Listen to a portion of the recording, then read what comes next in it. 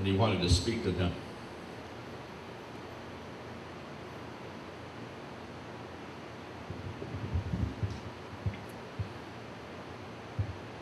I apologize. It happens every time. You know what it is? It's injustice. And all my life, the thing that's really bothered me the most about life is injustice. When I see injustice, it pisses me the hell off.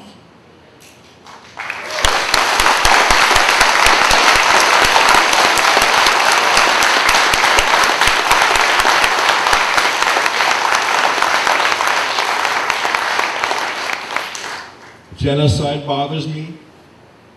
Famine bothers me. War bothers me. It bothers me when people don't treat each other well. And when I'm guilty of it, it bothers me that I do it.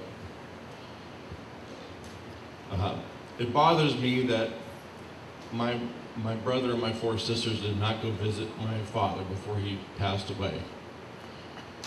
They did go drive around his neighborhood and talk to his neighbors and tell them that they were looking for him, and they told them where he was, and they didn't go see him.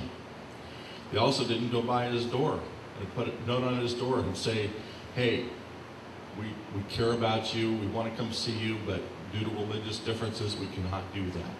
There was no note, there was no phone call.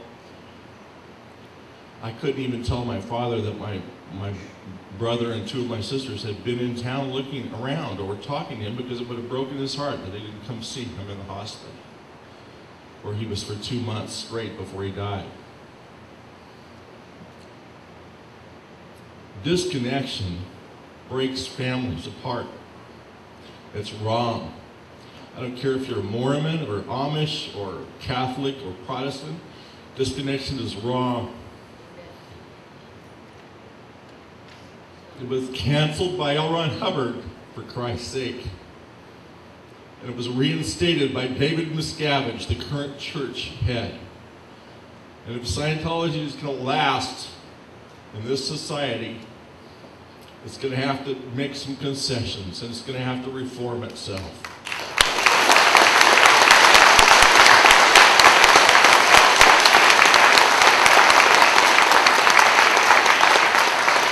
Thank you. Not because I say so, but because you say so.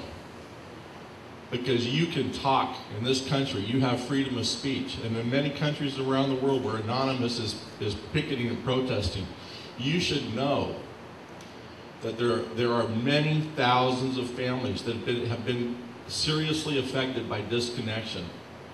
Not just Scientology, but other religions. But I'm talking about Scientology because that's what I know. I love my brother and my 4 sisters. And I love their kids. They're my nieces and nephews, and I have a right to talk to them.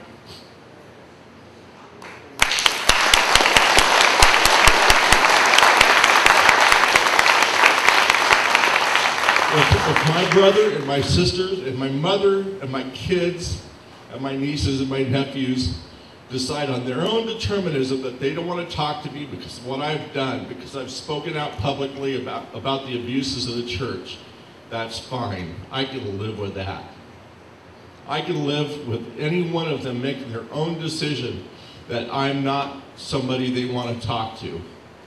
I can live with that, and I can accept that. But what I will not tolerate is a church telling them what they can and cannot do. My father was in very bad shape in May 2007. And he was interviewed by a reporter who was writing a book about Scientology. And that book will be out next year. And the last question, and his last response to the last question was, what would you like to tell people? Is there anything else you'd like to say? And he just said,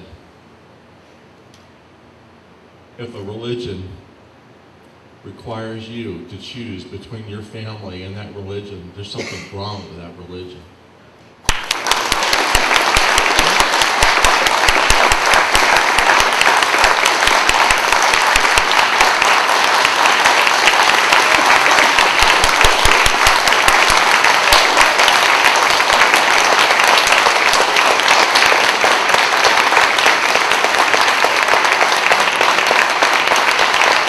Thank you.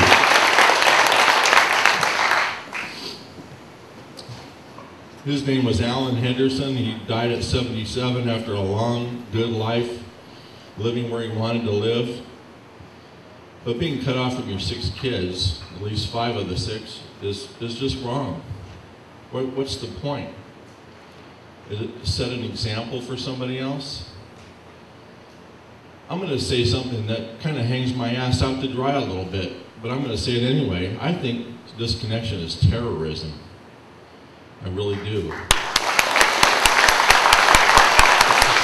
It's not so subtle. It may sound subtle, but it's not subtle at all. It's like a club. What's the basic building block of this society? It's the family, isn't it? So you're gonna threaten somebody with taking their family away? That makes it very difficult to make a rational decision about what group you belong to. Scientology starts off by telling you it's going to teach you how to communicate better. What it winds up telling you is that it's your only hope for survival for eternity in this universe. And it's the only hope for survival of any person on this planet in this universe. They have not only have all the answers for this society, they have all the answers for the universe. That's a pretty big hunk of responsibility. And not only do they threaten your present life, they threaten your future lives as well, in whatever reincarnation you wind up in, if you speak out against them. So whether or not you believe in that, people that are in it believe in it, and they're threatened with it. It's held over their head like a club.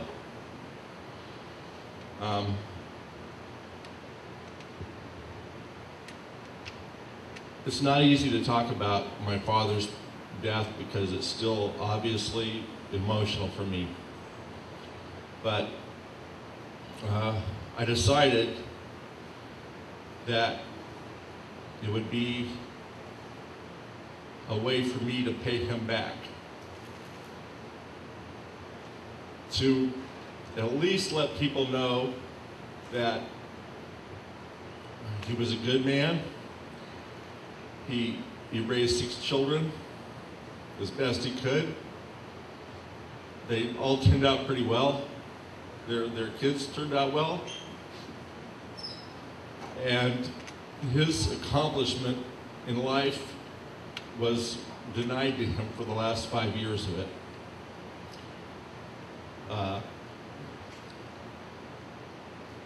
I think I've said everything I need to say. Thank you very much for having me.